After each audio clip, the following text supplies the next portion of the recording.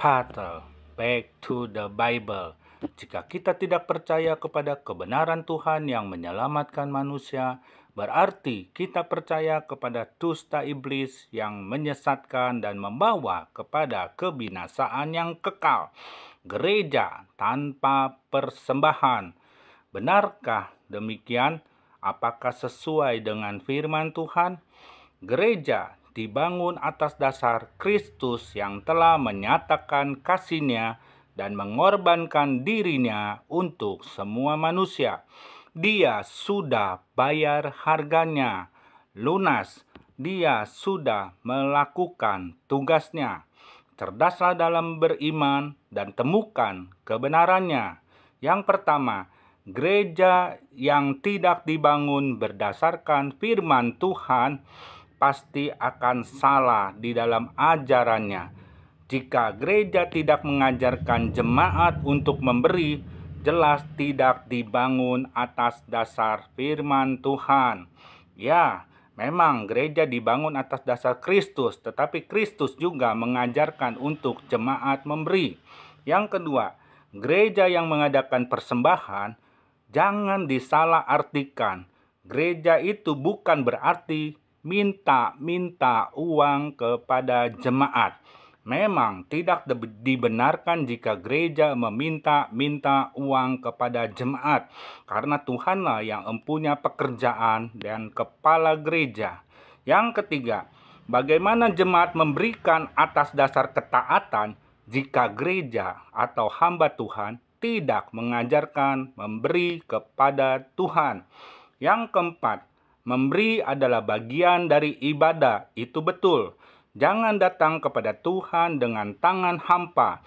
Dan pemberian itu adalah sebagai ucapan syukur kita kepada Tuhan. Ulangan 16 ayat 16. Jangan seorang pun menghadap hadirat Allah dengan tangan hampa. Yang kelima, memberi bukan hanya gereja atau hamba Tuhan saja kepada jemaat. Karena kalau demikian hanya hamba Tuhan saja yang diberkati Tuhan, sedangkan jemaat juga harus diajarkan untuk memberi. Karena pemberian kita bukanlah kepada gereja atau kepada hamba Tuhan, tetapi kepada Tuhan itu sendiri. Dan gereja yang benar akan memakai uang persembahan jemaat untuk operasional gereja tentunya. Tuhan mengajarkan jemaat memberi juga kepada hambanya. Galatia 6 ayat 6.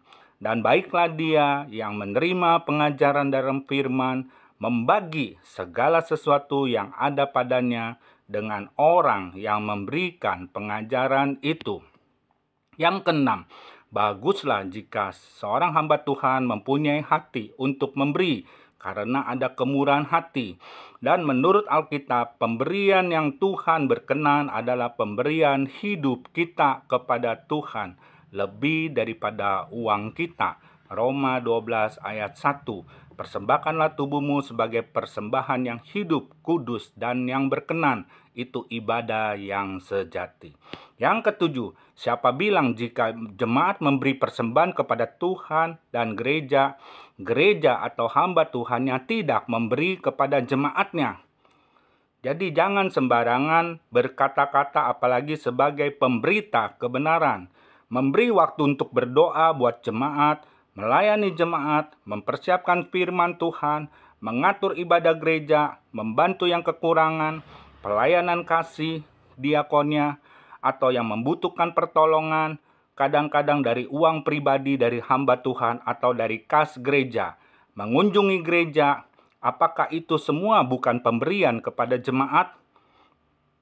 Yang kedelapan, pengajaran yang salah bukanlah pencerahan kepada jemaat, tetapi akan menyesatkan dan mempengaruhi banyak orang. Yang kesembilan, jika hamba Tuhan sudah diberkati Tuhan, silakan saja menjadi berkat. Itu sesuai dengan firman Tuhan dan hak seorang hambanya. Tetapi bagaimana jemaat juga diberkati Tuhan jika tidak memberi kepada Tuhan? Siapa yang menabur, dia yang akan menuai, dia yang akan menikmati hasilnya. Yang ke-10, jika saudara memberi yang benar dan seharusnya, tidaklah perlu orang lain tahu. Tangan kanan memberi persembahan, tangan kiri tidak perlu tahu, bukan? Ini baru pencerahan yang sesungguhnya. Back to the Bible.